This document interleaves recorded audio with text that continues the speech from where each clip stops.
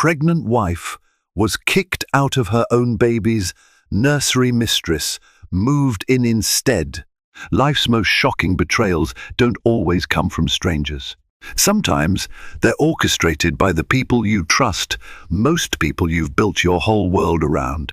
Picture a young wife, swollen with pregnancy, filled with hope for the baby she's about to bring into the world. Now imagine that same mother to be suddenly shut out of her own home, replaced inside the very nursery she decorated with love. The intruder? A woman who barged in, claimed the father, and seized the wife's dreams, leaving heartbreak in her wake. This is a story of betrayal, secrets, and unexpected vengeance that rocked a family to its core. Clarissa wasn't always this exhausted, clutching her growing belly in confusion and despair. There was a time when her soul brimmed with optimism, envisioning a life filled with blissful mornings and cozy nights. As a high-spirited young woman in her late 20s, she had always harbored big dreams, owning a small candle shop, traveling the globe, and starting a family with someone who cherished her. That dream seemed to crystallize the day she met Timothy Drake at a fundraiser in downtown Seattle. Timothy was handsome in a boyish way, with a warm smile that charmed people instantly. Despite the hustle of the event, an auction for Seattle's Children's Hospital, he noticed Clarissa struggling to balance a tray of donuts for donors. He hurried over to help, turning what could have been an embarrassing mishap into a flirty joke that made her laugh for the first time that evening. They had instant chemistry. She admired his gentle, helpful nature. He was drawn to her passion for volunteer work and her sweet sincerity. Their courtship was the stuff of whimsical romance. They strolled through Pike Place Market, sipping hot cocoa while watching street performers. They spent rainy afternoons in coffee shops, sampling pastries and dreaming about a future that sparkled with possibilities. Clarissa loved how Timothy spoke about responsibility and building a comfortable life. He'd mentioned wanting to secure a stable job so his future wife would never feel alone or unsafe. Eventually, he landed a decent position at a tech company. Clarissa began working part-time at her friend Sandra's boutique, hoping to invest her earnings into starting her candle business. They shared an apartment on the outskirts of Seattle, a charming little place with a view of the skyline if you squinted through the living room window. It was small, but cozy. Late nights found them dancing to slow music in their living room, the city lights shimmering in the distance. Mornings brought laughter and pancakes in bed. Less than 2 years after meeting, Timothy proposed. It was simple and sweet, just as Clarissa preferred. He took her to their favorite coffee shop near Pioneer Square. Huddled by the window on a rainy afternoon, he slid a ring box across the table, his eyes brimming with nervous excitement. Clarissa burst into tears of joy. It all felt perfect, like a fairy tale come to life.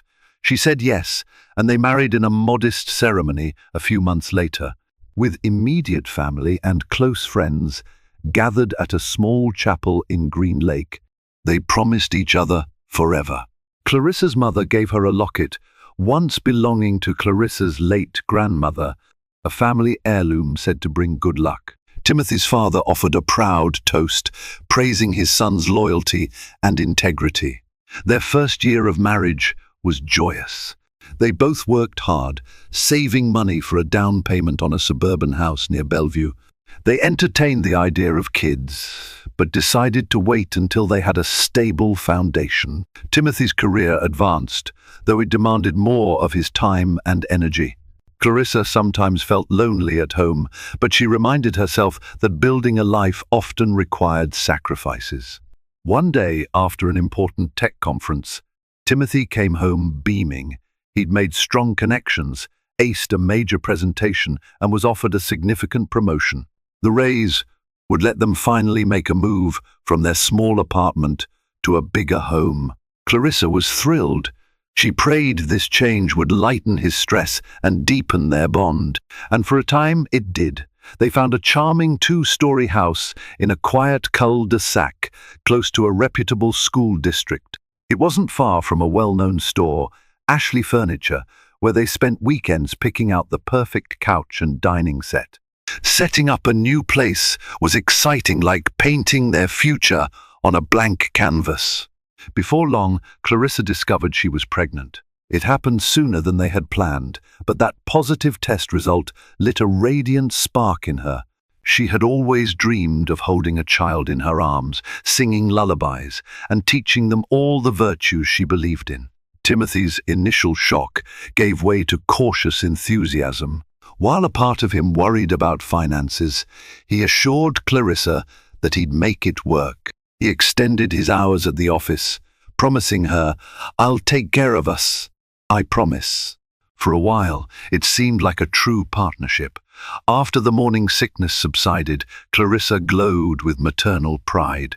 She spent hours researching baby products, reading about infant care, and imagining color schemes for the nursery.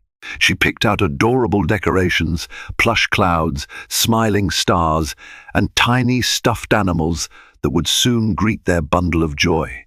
Timothy attended a few doctor's appointments, especially the big ultrasound that confirmed it was a baby girl. Tears of joy streamed down Clarissa's cheeks. The sight of that little heartbeat on the screen felt like the world's greatest miracle.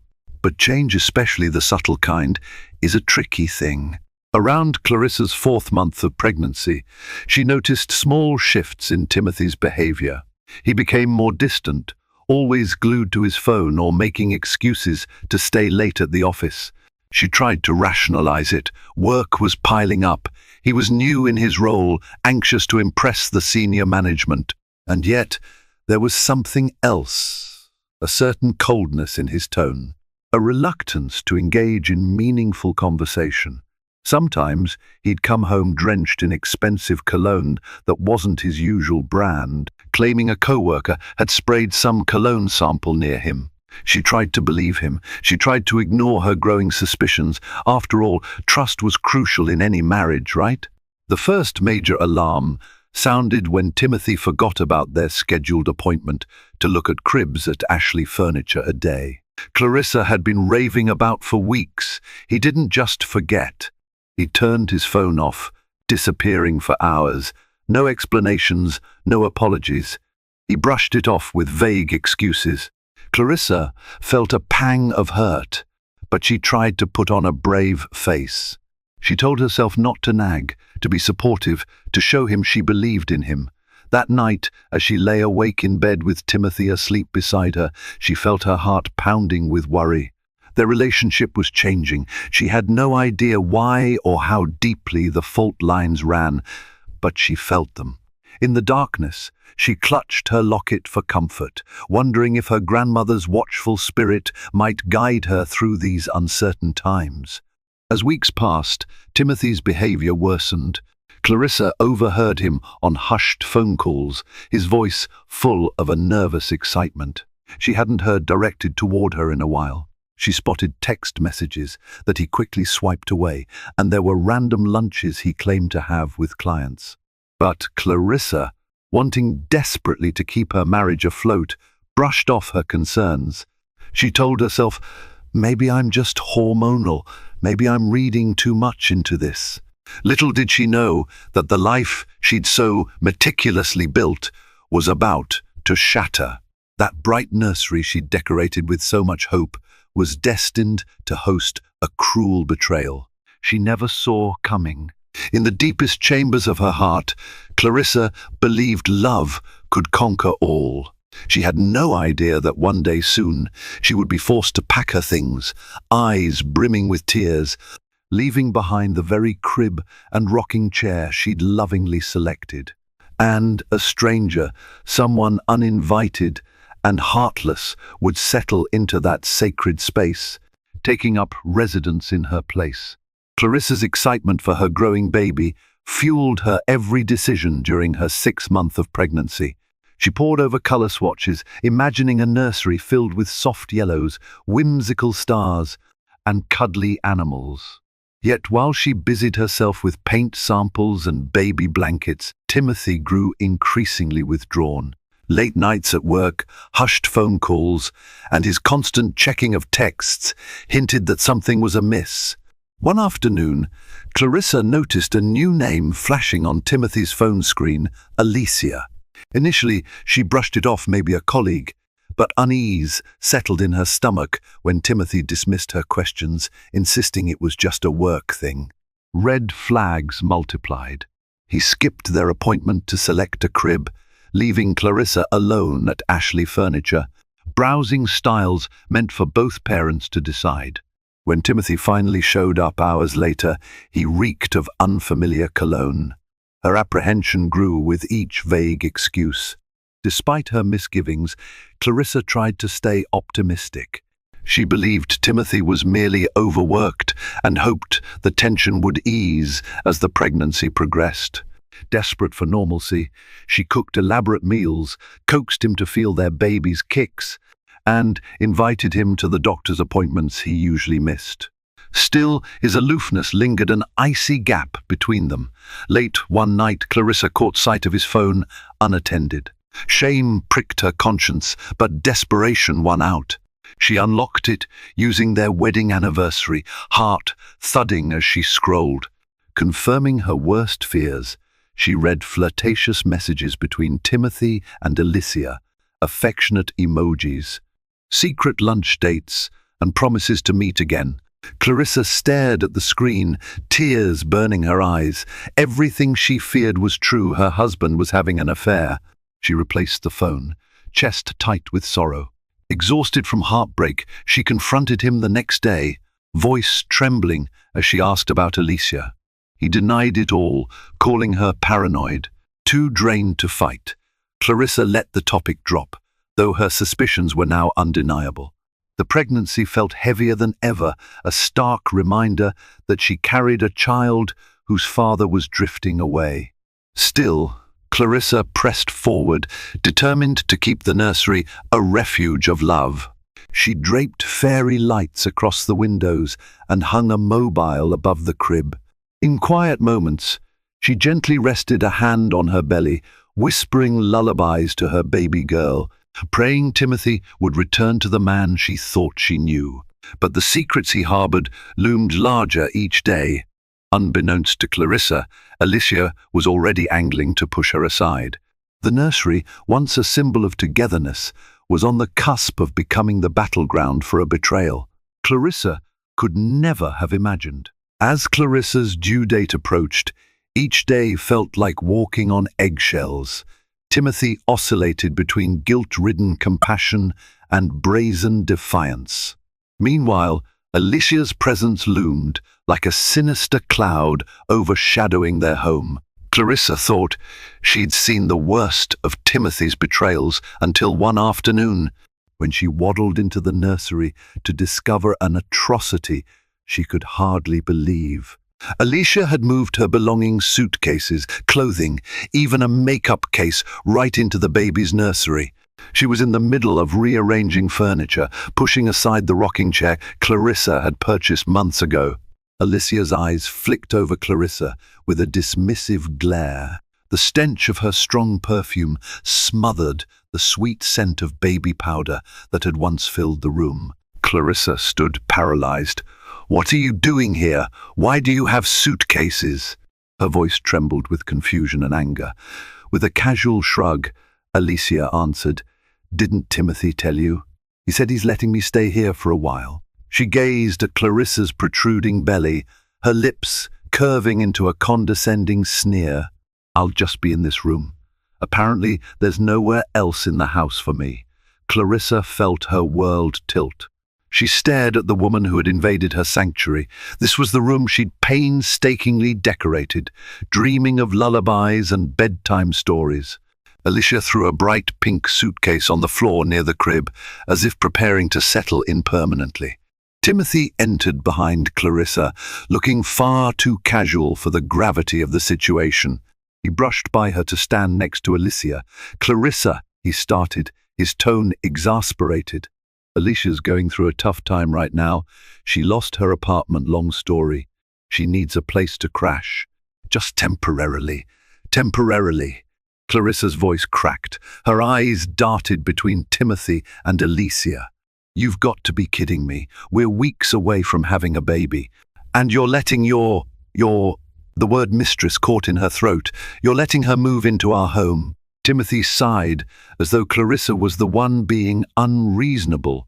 We have a spare room, he countered, gesturing vaguely down the hall, but it's not furnished. This nursery is basically empty. Empty. Clarissa nearly lost her composure. She glared at him. It's our baby's room. It's not some guest suite. Without missing a beat, Alicia chimed in, relax, honey. I'll be out of here in no time. I just need a temporary roof. Timothy's being a friend. Clarissa's stomach churned. A friend? She turned to Timothy, searching his eyes for any sign of compassion or logic. How could you do this? He avoided her gaze. I had no choice. She needs help, and I can't exactly turn her away. It's only for a few days, but a few days stretched into a week, then two. Alicia made herself at home, lounging around in the nursery, adjusting the baby's decorations to suit her taste. At night, she slept on a makeshift air mattress placed beside the crib. The humiliation stacked up. She demanded Timothy help her with errands, asked him to pick up groceries, and even borrowed Clarissa's towels without asking. Clarissa's stress levels skyrocketed. She felt the baby squirm uneasily within her belly, as though the unborn child sensed the chaos. She tried to talk sense into Timothy, to remind him that they were about to become parents, that Alicia's presence was toxic.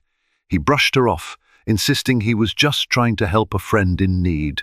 Don't make this into a big drama, he spat one night. It's not like I'm pushing you out of anything. But that was precisely how it felt. Clarissa found herself avoiding the nursery altogether because Alicia was always inside, treating it like her personal domain. Twice, Clarissa caught Alicia rummaging through baby clothes in the dresser drawers, making critical remarks about Clarissa's style. She'd hold up a tiny onesie and sneer, "You actually think this looks cute?" Clarissa's cheeks flushed with anger and heartbreak.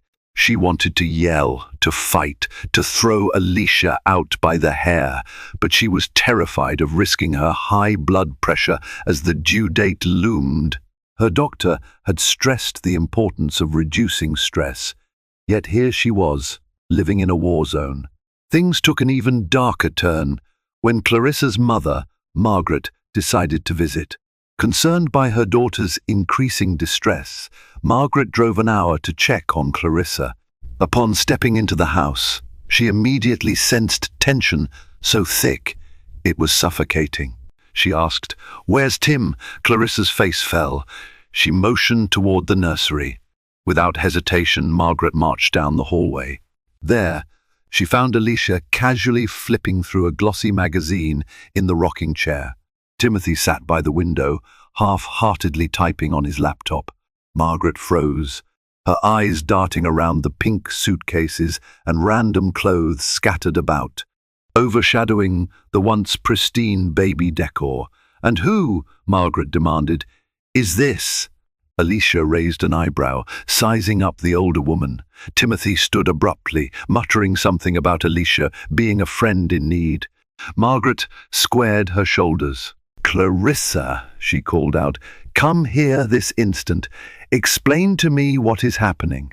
Clarissa approached, her eyes rimmed red from sleepless nights and tears. Before she could speak, Alicia let out a dismissive laugh. Margaret's voice trembled with anger. "Get out," she said, pointing at Alicia. "Get your things and go, now." Timothy intervened. "Mom, calm down. You have no right to," Margaret whirled on him, eyes blazing. "Don't you dare tell me to calm down. This is my daughter's home, my grandchild's nursery. And who is this woman to set up shop here?" Clarissa thought she'd found an ally, but Timothy's reaction stunned her. He snapped at Margaret, "You're overstepping. I pay the mortgage. This is my house. Don't come in here and start ordering people around." Margaret's voice shook with rage, but she stifled it for Clarissa's sake. She turned to her daughter and whispered, "Pack your things. You're coming with me." At those words, Alicia smirked, crossing her arms. Timothy looked ready to argue further, but Clarissa felt torn. She was weeks away from giving birth. Leaving would mean uprooting everything she'd prepared for the baby. It felt profoundly unfair that she'd be the one to abandon the home she'd decorated so lovingly, her safe space, while Alicia got to stay behind. Yet looking at Margaret's anguished expression, Clarissa knew she couldn't endure this torment any longer. Despite Margaret's pleas, Clarissa hesitated. "Mom, the baby's almost here. I can't just. I need the nursery. I need my doctor's office nearby." Her voice wavered. Part of her couldn't bear giving up the dream she'd built in that house. Another part dreaded bringing a newborn into such a hostile environment. Timothy, sensing her conflict, put an arm around Clarissa. "You don't have to leave," he said quietly. "No one's kicking you out. Alicia will only stay for a short period." But Alicia, reading the moment, decided to twist the knife.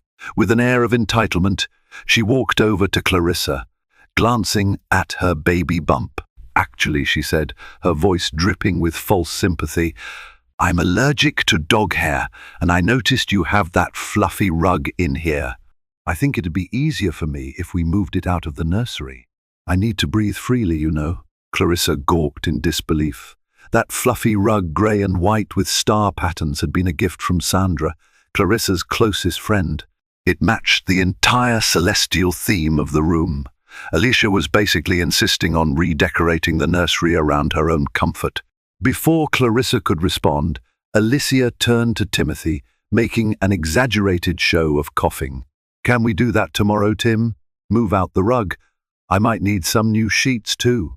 These baby ones are so childish." Timothy's face flickered with discomfort, but he remained silent, unwilling to confront Alicia. Clarissa looked at him, tears welling up as she realized how little he cared about her emotional turmoil. Margaret's hands clenched into fists. In a trembling voice, she said, "I have never been more ashamed of you, Tim." He swallowed hard but didn't retort. Alicia, looking triumphant, sauntered out of the room, leaving a trail of her overpowering perfume. Margaret looked at Clarissa with heartbreak etched on her face. "You cannot stay here like this," she whispered. "This is cruel." Clarissa broke down, sobbing into her mother's shoulder. Rage and desperation collided within her. She wanted to scream, to smash Alicia's suitcases, to forcibly drag her out of the house. But with her belly so large, with her emotional state so fragile, Clarissa felt powerless. She thought of her baby, of how stress could trigger complications. She looked at Timothy one last time, silently pleading for him to step up as a husband and father. He lowered his gaze to the floor, offering no defense. That was the moment Clarissa realized he'd chosen. Alicia's comfort over hers, over the babies, and over their marriage. She pressed a trembling hand against her stomach, feeling a faint kick life, reminding her to keep fighting, to survive this. Yet in that moment, all she could do was shuffle to her bedroom, pack a bag of essentials, and follow her mother out of the house. She left behind the crib, the changing table, the star-studded lights, and every hope she'd nestled into that nursery. Stepping onto the front porch, Clarissa gazed at the sky. It was dusk, with streaks of orange and pink fading fast, as if symbolizing the last embers of her once happy life. She felt dizzy, tears drying on her cheeks. Her mother guided her down to the car. As they drove away, Clarissa couldn't help but look back at the house, her dream home, overshadowed by the presence of a woman who had no right to be there. But if Alicia thought this was the end of Clarissa's fight, she was in for a rude awakening. Sometimes the strongest forms of determination are born out of despair. And Clarissa, battered and bruised, was about to discover a well of resilience she didn't know she possessed. Clarissa spent her first days away from the house at her mother's place in Everett. Though the cozy living room and childhood memories offered a degree of comfort, the betrayal weighed heavily on her. 8 months pregnant, she worried about her baby's well-being, terrified stress could trigger complications. While Margaret tended to her, Clarissa often lay awake in bed, replaying images of Alicia dragging suitcases into the nursery. Despite feeling drained, Clarissa sought legal counsel. Her new attorney, Barbara Callahan, listened intently to everything: Timothy's affair, the humiliating eviction, Alicia's brazen behavior. Barbara urged Clarissa to file for spousal and child support, reminding her that she had every right to protect her interests and her unborn child. Gathering evidence, including Alicia's mocking text messages, became Clarissa's lifeline. She saved screenshots of Alicia's taunts, each one fueling her resolve to fight back. Beyond the legal matters, emotional tolls loomed. Alicia's presence in the nursery haunted Clarissa's dreams, a twisted reminder of how easily Timothy had betrayed her. Still, Clarissa's maternal instincts refused to let her crumble. She focused on prenatal yoga, daily walks, and soft lullabies, determined to bring her daughter into the world with as much peace as possible. Meanwhile, Alicia reveled in her supposed victory. She texted Clarissa once more, "Your nursery looks so good on me," sparking fresh heartbreak. Instead of lashing out, Clarissa collected every message. Barbara insisted such evidence would prove Alicia's cruelty. Slowly, Clarissa realized she had to survive for her baby's sake. Alicia's cruelty might wound her pride, but it wouldn't destroy her spirit. Late one night, a storm of shouting erupted in the very home Clarissa had left. Neighbors later reported seeing Alicia's car pull up, Timothy rushing outside, and both engaged in a furious argument on the front lawn. Alicia's voice rang out in shrill accusations. Timothy shouted back, fear and anger rippling through his words. After nearly half an hour of chaos, Alicia sped off into the night, leaving behind a shaken Timothy. The next morning, Timothy called Clarissa, his voice full of regret and exhaustion. "Alicia's gone," he said, as though disclosing a terrible secret. He admitted she had packed her belongings and left.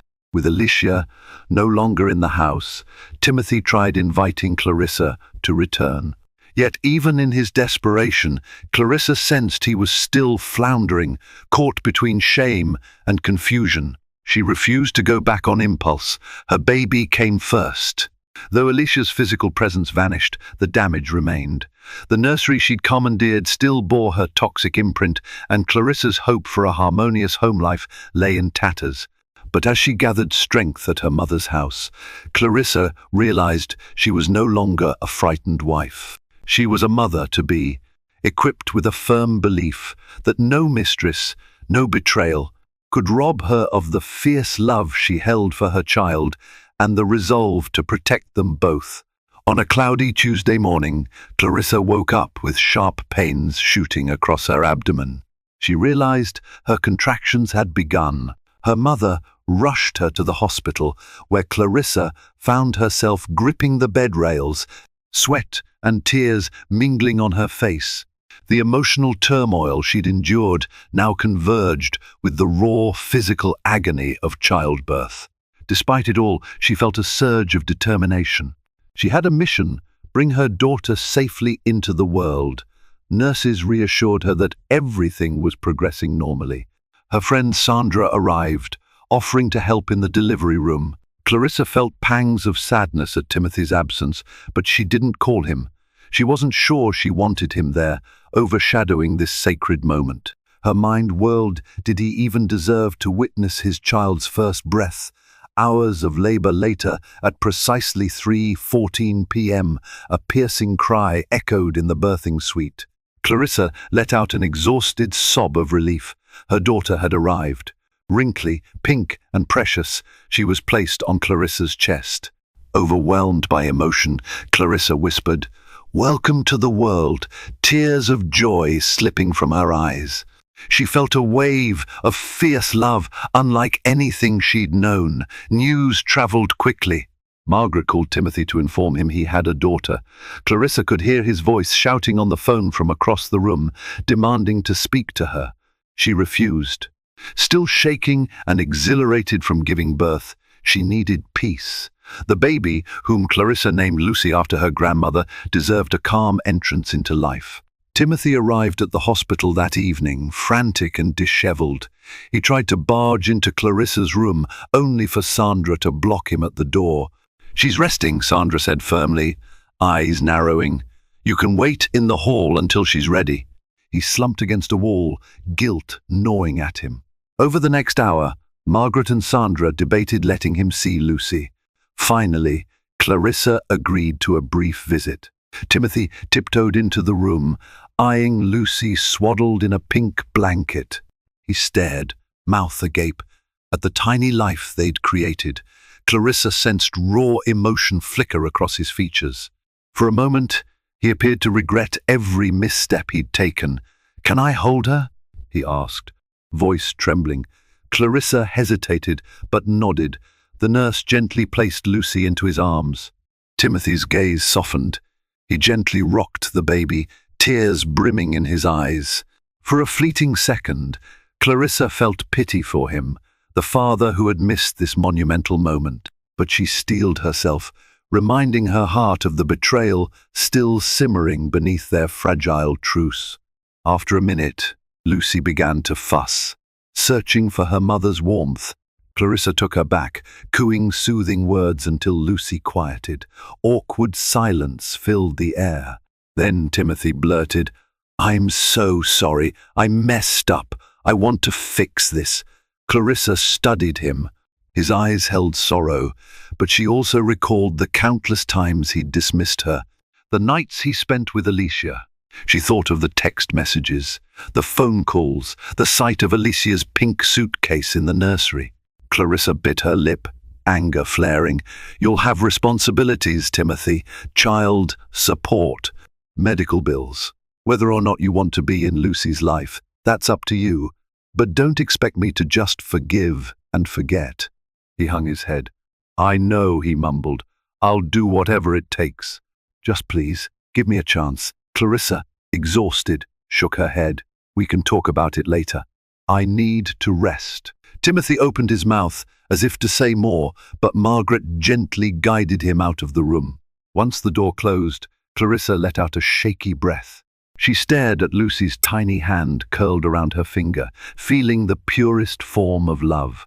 No matter what storms raged outside, she vowed to protect her daughter with every ounce of her being. In the following days, Clarissa focused on recovering. She stayed at her mother's home with baby Lucy, adjusting to sleepless nights and frequent feedings. Timothy sent texts daily, asking for updates, photos, permission to visit.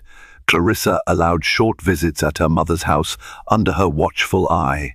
Lucy needed to know her father, even if Clarissa's trust in him had crumbled. Timothy brought gifts, diapers, plush toys, blankets embroidered with Lucy's name. Clarissa accepted them politely, but her heart remained guarded. Meanwhile, Alicia's final act of vengeance took shape. Timothy's boss received an anonymous email containing scandalous details of Timothy's affair with Alicia, screenshots of them exchanging intimate messages during work hours, and accusations that he had falsified reports to spend personal time with her. The HR department launched an investigation. Timothy was suspended pending a formal review, his career on the verge of collapse. Panicked, he tried to spin the story, blaming Alicia's manipulative ways. But the evidence was overwhelming. The company had a strict policy against workplace misconduct, and Timothy's involvement with Alicia, especially the part about using company time for personal rendezvous, violated multiple rules. Within a week, Timothy's termination was official. The news struck him like a thunderbolt. He had a mortgage to pay, a newborn to support, and legal fees if Clarissa proceeded with a custody battle or divorce. Desperate, he reached out to Clarissa again, this time with a humiliating confession. "I lost my job," he admitted, voice cracking. "Alicia leaked everything. I'm done. I'm so sorry." Clarissa felt torn. She had once hoped for karmic justice, but she never imagined it hitting so brutally and so soon. "So," she replied quietly, "Alicia has finally shown her true colors. Was it worth it?" He broke down sobbing on her mother's front porch. "I've ruined everything," he said. "I have no one now. Please, Clarissa, please, help me. I want to be here for Lucy." Clarissa stood behind the screen door, Lucy sleeping in her arms. Margaret peered from the living room, frowning. Clarissa's heart twisted as she watched Timothy crumble. Once upon a time, she'd loved him with all her heart. They had shared a dream, raising a family, growing old together. But that dream had shattered the day he let Alicia take her place. Now, karma had come swinging like a wrecking ball. Quietly, Clarissa motioned for him to enter. He sank onto the living room couch, burying his face in his hands. She stood at a distance, bouncing Lucy gently. "What exactly are you asking for?" she asked, trying to keep her voice steady. He looked up, tears streaming. "I want to be part of Lucy's life. I want a chance to earn your forgiveness." Clarissa studied him. His eyes were puffy, his hair disheveled, the weight of regret visibly etched across his face. She thought of Lucy's future, growing up with a father who had hurt them both, but still her father nonetheless. "I won't stop you from seeing your child," Clarissa said, swallowing hard. "But forgiveness? That might never come." He nodded miserably. "I understand." Margaret lingered by the kitchen doorway, arms folded. After a tense silence, she softened slightly. "I won't speak for Clarissa, but if you truly regret what you've done, it's going to take more than tears. You need to rebuild from scratch. And you need to respect boundaries." Timothy nodded vigorously, desperation in every motion. "I will, I promise." Over the next few weeks, Timothy tried to show sincerity. He pawned some personal items to afford child support, applied for new jobs, and even began therapy sessions for what he described as impulsive behavior and self-sabotage. He quietly moved back into the house alone. Alicia had vanished, leaving behind a few worthless trinkets that he promptly discarded. He reached out to Clarissa for baby updates, often asking if she needed help. At first, she refused, proud and hurt. But eventually, she allowed him to drop off groceries and spend supervised time with Lucy in the afternoons. A shift started to take place in Clarissa's heart. While she couldn't forget the betrayal, she recognized that punishing Timothy forever wouldn't necessarily heal her wounds or benefit Lucy. Watching him hold Lucy gently, singing lullabies off-key, she saw glimpses of the man she once loved, an image overshadowed by his grave mistakes. Still, Clarissa's priority remained her daughter's well-being. She worked closely with her attorney, finalizing arrangements for custody, child support, and visitation. Timothy, humbled by unemployment and haunted by guilt, complied with everything. He faced a barrage of rejections in the job market, overshadowed by the scandal. A few smaller companies gave him interviews, but once they uncovered the reasons for his termination, they backed away. It seemed Alicia's vengeance had stained his career prospect. Ironically, Clarissa's candle-making passion re-emerged as a coping mechanism. Late at night, when Lucy finally slept, Clarissa would experiment with new fragrances in Margaret's garage. The rhythmic stirring of melted wax soothed her. She found comfort in creation, in building something beautiful, despite her battered emotions. Her friend Sandra suggested they launch a small online store. "You need something for yourself," Sandra insisted. "And you're so talented." Buoyed by her friend's enthusiasm, Clarissa agreed. They named the shop Everlasting Glow, referencing both the light of candles and Clarissa's unwavering hope for a better future.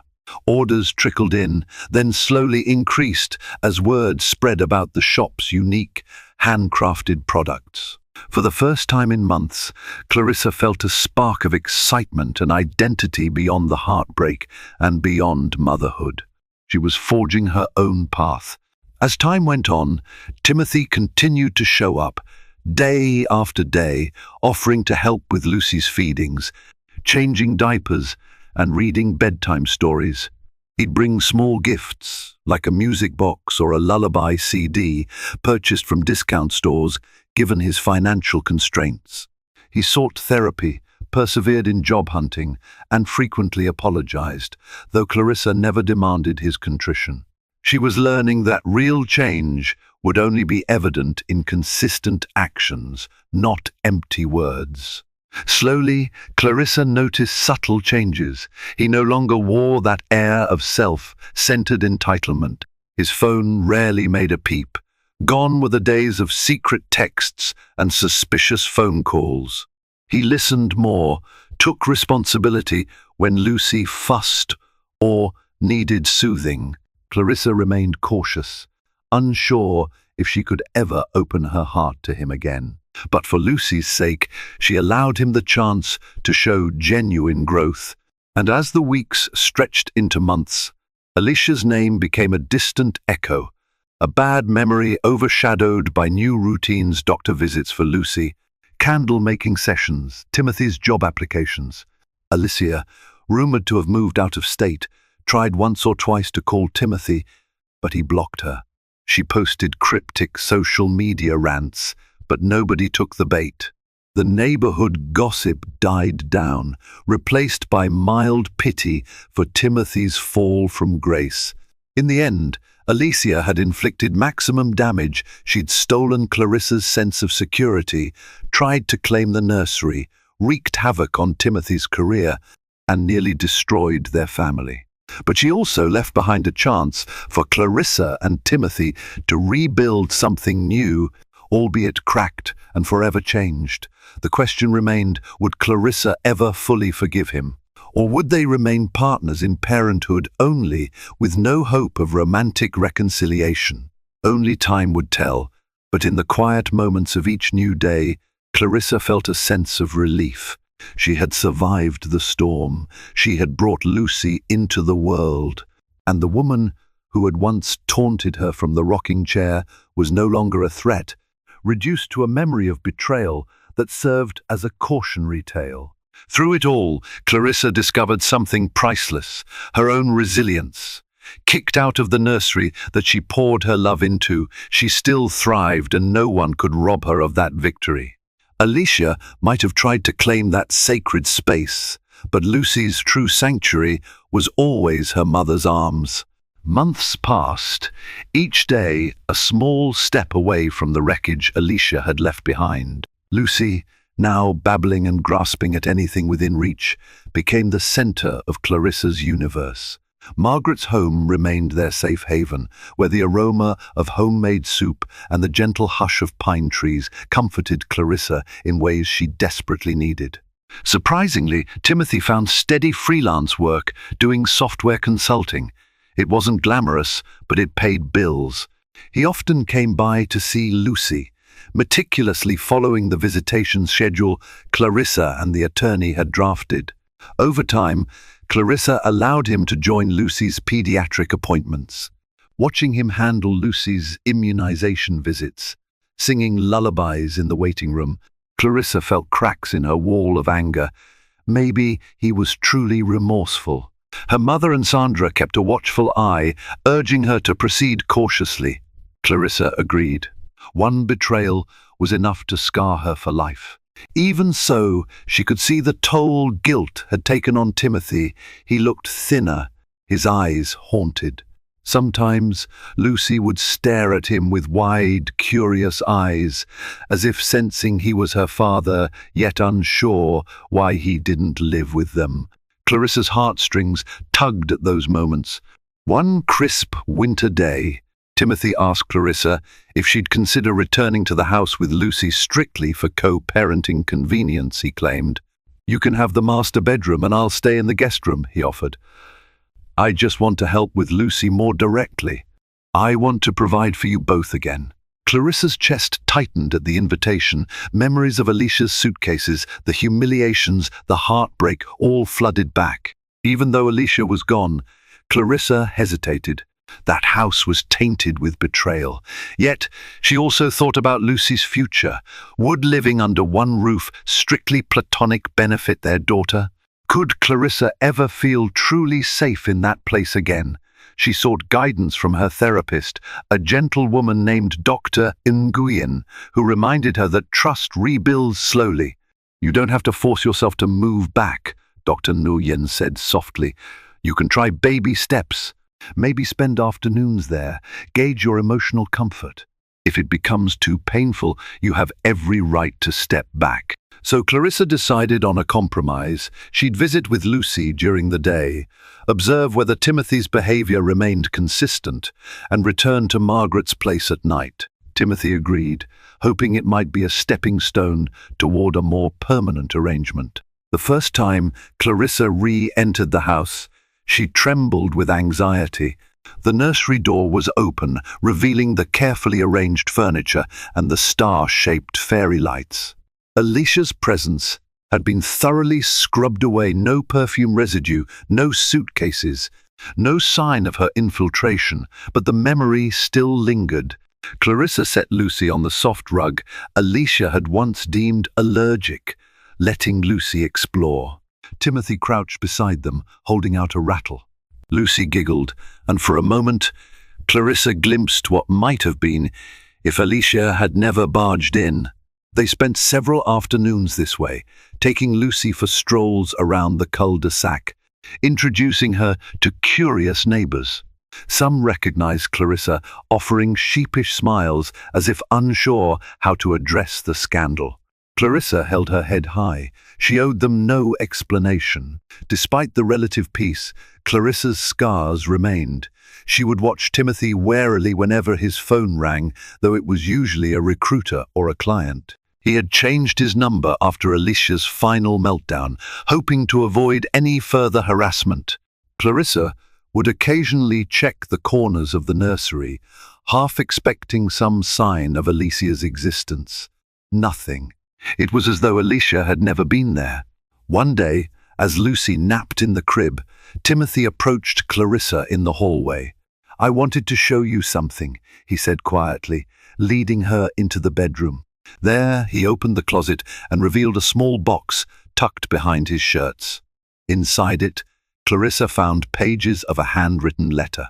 Timothy had scribbled apology after apology, describing how he succumbed to Alicia's flattery and the excitement of something new. He wrote about how he regretted it every single day, especially after seeing Clarissa's tears. He wrote about losing his job, how that hammered the final nail in his coffin of regret. And, most heartbreakingly, he wrote about how he'd replay the memory of Clarissa decorating the nursery, wishing he could go back in time. Clarissa's eyes clouded with tears as she skimmed the pages. He'd never intended to show her, but he wanted her to know that he wasn't taking lightly the depth of his mistakes. She felt a surge of complicated emotion, anger, sadness, pity, and a glimmer of compassion. Maybe he truly had changed. She closed the box, exhaling slowly. "Thank you for showing me this," she murmured. Timothy shrugged, tears in his eyes. "I just want you to know that I'm not lying about my remorse." She nodded, heart torn. "One need time," she whispered. Slowly, her daytime visits lengthened. She found comfort in letting Lucy nap in the nursery so she could sort through old baby clothes, rearrange shelves, and, in a way, reclaim the space Alicia had stolen. In a symbolic gesture, Clarissa replaced the star-shaped lights, once a highlight of her decor, but tainted by painful memories, with new ones shaped like tiny moons. She felt a sense of triumph discarding the old set, as if casting out Alicia's shadow for good. One afternoon, Clarissa was in the nursery, humming a lullaby to Lucy, when a knock on the front door made her stiffen. Timothy answered it, and she heard a female voice. Fear clenched her stomach. Images of Alicia bursting in, heart pounding. Clarissa scooped up Lucy and tiptoed to the living room. Instead, she found a middle-aged real estate agent holding a pamphlet, pitching her services to Timothy. The tension in Clarissa's shoulders eased. Timothy quickly saw Clarissa's worried expression and shook his head, mouthing, "Not Alicia." Clarissa managed a feeble smile, relieved but reminded of how her trauma still lingered close to the surface. After the agent left, Timothy turned to Clarissa. "We can change the locks, if that helps you feel safer," he said gently. She pressed her lips together. "Might be a good idea," she admitted. They hired a locksmith the next day, who promptly replaced the front and back door locks. Clarissa felt a small weight lift, as though she was finally reclaiming her territory, her child's rightful home. Though she continued to return to Margaret's place at night, she found her anxiety lessening each time she visited during the day. All the while, Clarissa's candle business, Everlasting Glow, grew in popularity. Sandra managed online orders while Clarissa handled production and creative design. Orders started rolling in from out of state. At first, Clarissa couldn't believe people in places like Texas or Florida wanted her handmade candles. She started to see a modest profit. One day, she excitedly showed Timothy her new website, and he praised her efforts wholeheartedly. She saw genuine pride in his eyes, a stark contrast to the dismissive attitude he used to have when Alicia was in the picture. Meanwhile, Karma continued to pound on Alicia's door. Word spread that she'd tried her tactics on another co-worker in a different city, but was swiftly fired when HR discovered the pattern of her manipulations. A mutual acquaintance hinted that Alicia was couch surfing, struggling to find stable work because her past references were tainted. Whether the rumor was true or not, Clarissa felt no satisfaction at Alicia's downfall, only relief that Alicia was out of their orbit. Then came a twist no one anticipated. One morning, while Clarissa was feeding Lucy in the living room, Timothy answered his phone and turned pale. He stepped outside, pacing as he talked. After he hung up, he returned with shock etched across his face. "Alicia's pregnant," he said flatly. "She claims it's mine." Clarissa's blood froze. A chill gripped her. She tightened her hold on Lucy. "What?" "She called me from a new number," Timothy stammered. "She claims she's a few months along. She says the child is mine, and that if I don't pay her living expenses, she'll sue for paternity and child support." The air felt thick. Clarissa's mind spun. Another baby? Another innocent life enmeshed in Alicia's manipulations? She looked at Lucy, blissfully unaware, and felt a surge of protectiveness. Did she show proof? "No," Timothy answered, running a hand through his hair in agitation. "She said she has medical records, but I haven't seen them. It could be a lie. But if it's true, oh God." He sank into a chair, burying his face in his hands again. Clarissa felt her emotions collide: anger, betrayal, pity. She hated Alicia for the chaos she unleashed, but she also felt sorry for any baby she brought into her twisted schemes. "We need a paternity test," Clarissa said at last, voice steady. "Don't give her a cent until you know for sure," Timothy nodded. "I'm sorry," he croaked.